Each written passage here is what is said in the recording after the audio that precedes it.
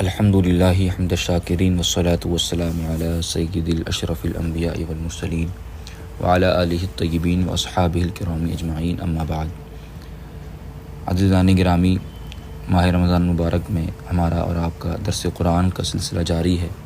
گزشتہ شب ہم نے آپ کے سامنے سورۃ البقرہ کے پہلے پارے کا مختصر طور پر خلاصہ اور چند شروع کی آیات کا ترجمہ مع تفسیر پیش کیا تھا۔ آج ہم آپ کے سامنے دوسرے پارے میں موجود آیات کا مختصر طور پر خلاصہ پیش کر رہے ہیں اور ان میں سے چند مخصوص آیتوں کا ترجمہ اور تفسیر آپ کے سامنے پیش کرنے کی سعادت حاصل کر رہے ہیں۔ عزیزان گرامی، قرآن پاک جہاں اپنی فصاحت و بلاغت کے اعتبار سے دنیا کی تمام ترین کتابوں پر فوقیت رکھتا ہے، وہیں قرآن پاک کا ایک اعجاز یہ بھی ہے کہ قرآن پاک کے اسلوب بیان کو ہر عام آدمی، چاہے وہ عرب کا باشندہ ہو یا عجم کا باشندہ ہو، چاہے وہ اہل بلد ہو، اہل قریہ ہو، بادیہ نشین ہو، جس خطے سے بھی تعلق رکھتا ہو، اگر وہ قرآن پاک کو سمجھنے کے لیے بیٹھے اور پڑھے تو قرآن پاک کے وہ معانی اور مفاہیم تک پہنچ جاتا ہے اور اس کو بآسانی قرآن پاک کی باتیں سمجھ میں آتی ہیں۔ حضرات گرامی، جب ہم دوسرے پارے کا آغاز کرتے ہیں تو دوسرے پارے میں سب سے پہلے مسلمانوں کے قبلے کی تبدیلی کا بیان موجود ہے کہ کس طرح وہ قبلہ تبدیل ہوا، اور ہجرت کے دور میں تقریباً 16 یا 17 ماہ بیت المقدس مسلمانوں کا قبلہ رہا۔ اس کے بعد آیت نمبر 153 سے 155 تک ہر مصیبت پر صبر اور نماز کو نصرت کا وسیلہ، استعانت کا وسیلہ بنانے کی تعلیم دی گئی۔ آیت نمبر 159 سے 162 تک دین کی حقانیت کو چھپانے والے جو لوگ دین الہی اور دین کے حق ہونے کو چھپاتے ہیں ان پر اللہ تبارک و تعالیٰ کی لعنت ہے، اس بات کا بیان موجود ہے۔ آیت نمبر 172 سے 173 تک حرمت کی جو 4 اشیاء ہیں، مردار، خون، خنزیر کا گوشت اور وہ جانور جو ذبح کے وقت جس پر غیر اللہ کا نام لیا گیا ہو، ان چیزوں کی حرمت کا بیان موجود ہے۔ آیت نمبر 178 سے 189 میں اسلام کے قانون قصاص کا بیان صاف طور پر موجود ہے۔ اس کے بعد آیت نمبر 183 سے 185 تک رمضان شریف میں جو نزول قرآن ہوا اس کا بیان اور روزے کی فرضیت اور روزہ نہ رکھنے کی رخصت کب ہے، کس شخص کے لیے ہے، ان ساری باتوں کا بیان موجود ہے۔ آیت نمبر 196 میں 4 مہینوں کی حرمت کا بیان۔ اس کے بعد آیت نمبر 195 میں انفاق فی سبیل اللہ، یعنی اللہ کی راہ میں جو مال خرچ کیا جائے، اس کا بیان۔ اس کے بعد آیت نمبر 203 میں حج و عمرہ کے بعد مسائل کا ذکر ہے۔ اس کے بعد آیت نمبر 216 میں جنت کا حقدار بننے کے لیے صرف انسان کا محض دعوی ایمان ہی کافی نہیں، بلکہ عملی میدان میں بھی اسے آنا ہوگا اور اسے کوشش کرنی ہوگی، تب کہیں جا کر وہ جنت کا حقدار بن سکے گا۔ اس کے بعد آیت نمبر 215 میں انفاق فی سبیل اللہ کے مصارف، یعنی جو اللہ کی راہ میں مال خرچ کیا جائے تو وہ کس پر خرچ کیا جائے، اس کے اہل کون ہیں، کن کو وہ مال دیا جائے، اس بات کا بیان موجود ہے۔ اور اس کے بعد آیت نمبر 216 میں جہاد کی فرضیت کا حکم موجود ہے۔ اس کے بعد آیت نمبر 224 سے 225 تک قسم کا بیان کہ کوئی شخص جب کسی چیز کی قسم کھا لے یا اللہ تبارک و تعالیٰ کے نام کی قسم کھائے اور وہ قسم کو توڑ دے تو اس کا کیا کفارہ ہوگا، اس کا بیان موجود ہے۔ اس کے بعد 226 سے 227 میں ایلا کا بیان موجود ہے۔ اس کے بعد 229 سے 232 تک طلاق کا بیان موجود ہے۔ اس کے بعد آیت نمبر 233 میں رضاعت کا بیان موجود ہے کہ مائیں اپنے بیٹوں کو کتنی عمر تک، کتنے سال تک دودھ پلائیں، اور مدت رضاعت کو بیان کیا گیا کہ بچوں کو دودھ پلانے کی جو مدت ہے وہ 2 سال ہے۔ اور اس کے بعد آیت نمبر 235 میں عدت وفات، یعنی جب کسی عورت کا شوہر مر جائے تو وہ کتنے ماہ عدت گزارے، کتنے دن عدت گزارے، اس کا بیان موجود ہے۔ اور اس کے بعد آیت نمبر 237 میں عدت طلاق، یعنی جب کسی عورت کو اس کا شوہر چھوڑ دے، طلاق دے دے، تو وہ کتنی عدت گزارے، ان ساری باتوں کا بیان موجود ہے۔ اور آیت نمبر 238 سے 239 تک تمام نمازوں کے ساتھ خصوصاً نماز عصر کی حفاظت کا حکم جو قرآن پاک میں دیا گیا وہ موجود ہے۔ اور پارے کے آخر میں جب ہم دوسرے پارے کی تلاوت کو ختم کریں گے تو بنی اسرائیل کے مطالبے پر طالوت کو جو بادشاہت رب تبارک و تعالیٰ نے عطا کی، اس کا مکمل طور پر تفصیلی بیان موجود ہے۔ تو یہ مختصر طور پر دوسرے پارے کا خلاصہ ہے کہ دوسرے پارے کے اندر یہ احکامات اور ان کی تفصیلات موجود ہیں۔ اب آئیے عزیزان گرامی، ہم دوسرے پارے کے اندر موجود آیت نمبر 181 اور 182 کا مختصر طور پر ترجمہ اور اس کی تفسیر آپ کے سامنے بیان کرنے کی سعادت حاصل کر رہے ہیں۔ عزیزان گرامی، انسانی زندگی میں سب سے اہم چیز یہ ہے کہ آج دنیا بھر میں آپ دیکھتے ہیں کہ آج حلال اور حرام کے فرق کو مٹایا جا رہا ہے،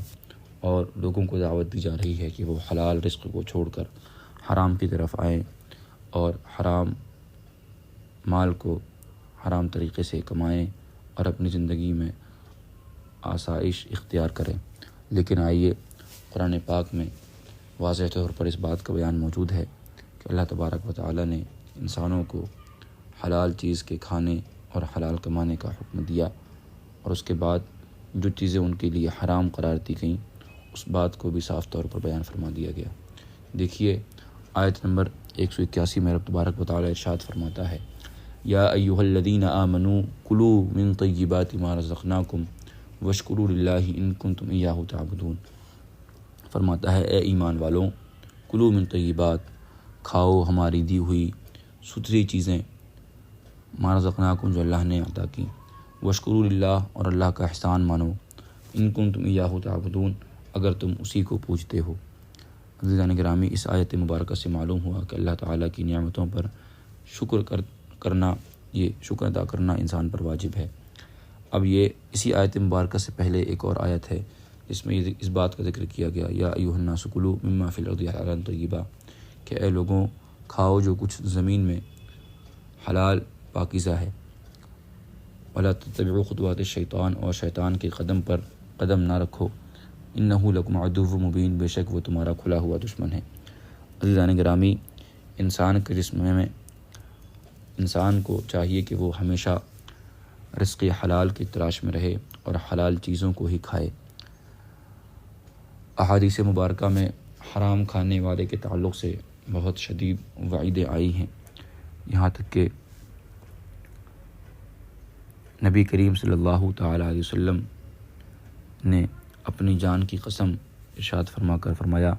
کہ آدمی اپنے پیٹ میں حرام کا لقمہ ڈالتا ہے تو 40 روز تک قبولیت سے محرومی رہتی ہے، یعنی اس کی دعا قبول نہیں ہوتی۔ تفسیر ابن کثیر میں اس روایت کو بیان کیا گیا۔ اس کے علاوہ حضرت عبداللہ ابن عباس رضی اللہ تعالی عنہما نے فرمایا کہ میں نے سید عالم صلی اللہ تعالی علیہ وسلم کے سامنے اس آیت مبارکہ کی تلاوت کی تو حضرت سعد بن ابی وقاص رضی اللہ تعالی عنہ کھڑے ہوئے اور انہوں نے کھڑے ہو کر عرض کیا، یا رسول اللہ، دعا فرمائیے کہ اللہ تعالیٰ مجھے مستجاب الدعوات کر دے۔ حضور نے فرمایا، سعد، اپنی خوراک پاک کرو، مستجاب الدعوات ہو جاؤ گے۔ اس وقت آپ غور کریں کہ آقا کریم صلی اللہ علیہ وسلم نے حضرت سعد بن ابی وقاص رضی اللہ تعالیٰ عنہ سے کتنی عظیم بات ارشاد فرمائی کہ مستجاب الدعوات ہونے کے لیے جو چیز سب سے ضروری ہے وہ یہ کہ انسان حلال لقمے کا، حلال چیز کے کھانے کا اہتمام کرے۔ آج ہم دیکھتے ہیں کہ معاشرے میں بے شمار لوگ پریشان ہیں اور وہ یہ کہتے ہیں کہ دعا کر دیجیے، ہماری یہ پریشانی ہے، ہماری وہ پریشانی ہے، آپ کی دعائیں جلدی قبول ہو جاتی ہیں۔ حالانکہ ایسا نہیں ہے، ہر آدمی کی دعائیں قبول ہوتی ہیں، بشرطے کہ ضرورت اس بات کی ہے کہ انسان اپنے لیے رزق حلال کا اہتمام کرے اور حلال چیزوں کو کھانے کا اہتمام کرے۔ اور اس کے بعد ان آیات مبارکہ میں صاف طور پر کہ جو چیزیں انسان کے لیے زمین میں پیدا ہو رہی ہیں وہ ساری چیزیں اللہ تبارک و تعالیٰ نے حلال فرما دی ہیں، اور حلال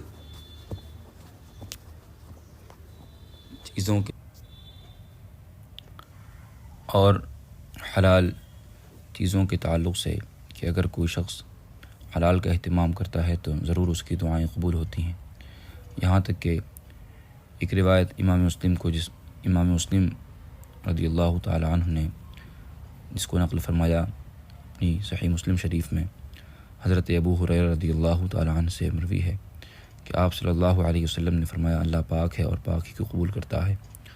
اور مومنین کو وہی حکم کرتا ہے جو مرسلین کو کرتا ہے۔ پھر نبی کریم صلی اللہ علیہ وسلم نے ایک شخص کا ذکر فرمایا جو طویل سفر کرتا ہے اور اپنے ہاتھوں کو آسمان کی طرف اٹھاتا ہے اور کہتا ہے یا ربی یا ربی، اشعث اغبر، مطعمہ حرام ومشربہ حرام وملبسہ حرام وغذا بالحرام فإن یستجاب لذلک۔ بہت سے لوگ طویل سفر کرتے ہیں، پریشان ہوتے ہیں اور اللہ کے سامنے دعا کے لیے ہاتھ پھیلاتے ہیں اور پکارتے ہیں یا رب یا رب، مگر ان کا کھانا حرام ہوتا ہے، ان کا پینا حرام ہوتا ہے، ان کا لباس حرام ہوتا ہے، ان کی غذا حرام کی ہے۔ ان حالات میں ان کی دعا کہاں قبول ہو سکتی ہے؟ اللہ اکبر۔ آپ اس حدیث مبارکہ کو سن کر آپ کو اس بات کا احساس ہو رہا ہوگا کہ قبولیت دعا کے لیے اللہ تبارک و تعالی کی بارگاہ میں اپنی حاجتوں کی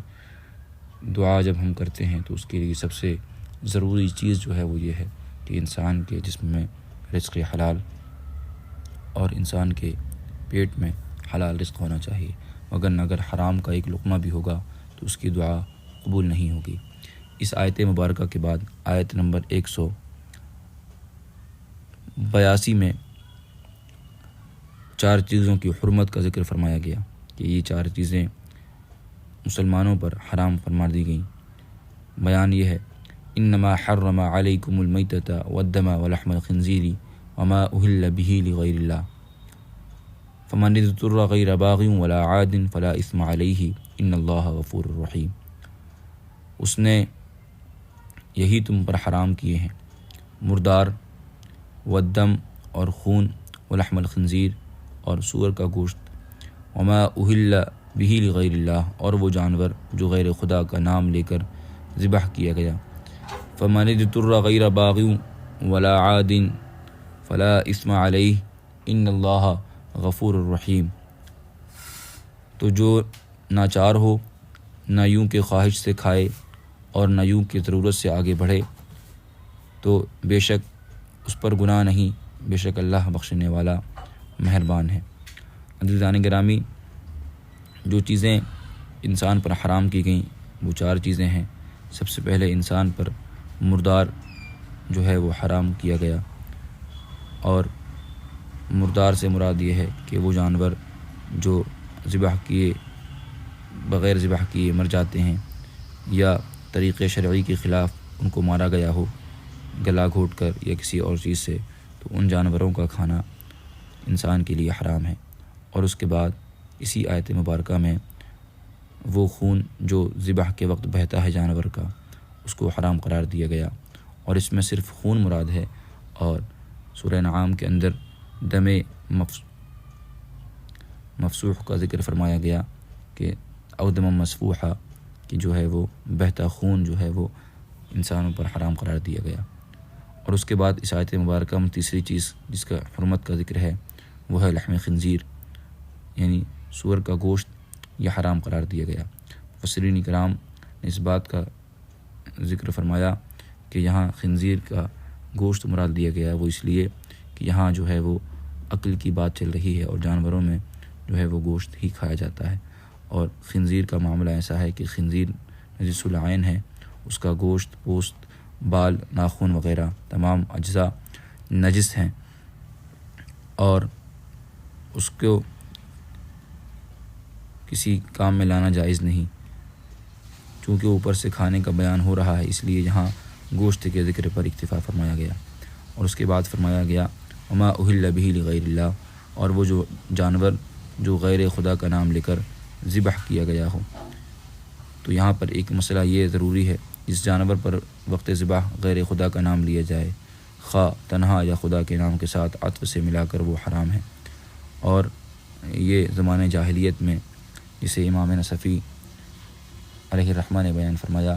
کہ زمانۂ جاہلیت میں جو ہے لوگ لات و عزیٰ کے جو عرب کے مشہور بت تھے ان کے نام پر اپنے جانوروں کو ذبح کرتے تھے، تو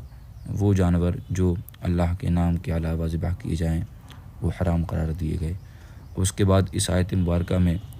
خاص طور سے اس بات کا ذکر موجود ہے، فَمَنِ اضْطُرَّ غَيْرَ بَاغٍ وَلَا عَادٍ فَلَا إِثْمَ عَلَيْهِ، تو جو ناچار ہو، نہ یوں کہ خواہش سے کھائے اور نہ یوں کہ ضرورت سے آگے بڑھے، یعنی کوئی شخص ایسا ہے جس کے پاس حلال چیز کھانے کے لیے نہیں ہے، وہ کہیں پر پھنسا ہوا ہے، مجبور ہے۔ سب سے پہلی چیز مضطر وہ ہے جو حرام چیز کے کھانے پر مجبور ہو اور اس کو نہ کھانے سے خوف جان ہو، اس کی جان جانے کا اندیشہ ہو، یا شدت کی بھوک ہو، یا ناداری کی وجہ سے اس کی جان پر بن جائے اور کوئی حلال چیز اس کے ہاتھ نہ آئے، یا کوئی شخص حرام کے کھانے پر جبر کرتا ہو اور اس سے جان جانے کا اندیشہ ہو۔ ایسی حالت میں صرف جان بچانے کے لیے حرام چیز کا قدر ضرورت، جتنی ضرورت ہو کہ اتنے کھانے سے جان بچ جائے گی، تو اتنا کھا لینا جائز ہے کہ خوف جس سے ہلاکت کا خوف اور جان جانے کا اندیشہ جاتا رہے، اتنے کی اجازت دی گئی۔ اور اس کے بعد فرمایا گیا ان اللہ غفور الرحیم، اس پر کوئی گناہ نہیں، بے شک اللہ بخشنے والا مہربان ہے۔ فلا اثم علیہ، اس پر کوئی گناہ نہیں، بے شک اللہ بخشنے والا مہربان ہے۔ تو ان دونوں آیات میں، پہلی آیت مبارکہ آیت نمبر 181 میں حلال چیز کے اہتمام کا ذکر کیا گیا، اور اس کے بعد آیت نمبر 182 میں جو چیزیں شریعت اسلامیہ میں حرام قرار دی گئی ان کا واضح بیان موجود ہے۔ تو اللہ تبارک و تعالیٰ اس ماہ رمضان مبارک کی مبارک ساعتوں کے توسل سے ہمارے اس درس کو اپنی بارگاہ میں قبول فرمائے، اور ہم اور آپ کو اپنی زندگی میں ہمیشہ حلال رزق کی کمانے اور کھلانے کی توفیق عطا فرمائے، اور ہم سب کو قرآن پاک کی زیادہ سے زیادہ تلاوت اور قرآن پاک کے اسلوب بیان اور اس کے معانی مفاہیم کو سمجھنے کی توفیق عطا فرمائے۔ وآخر دعوانا الحمد للہ رب العالمین۔ السلام علیکم ورحمۃ اللہ تعالیٰ وبرکاتہ۔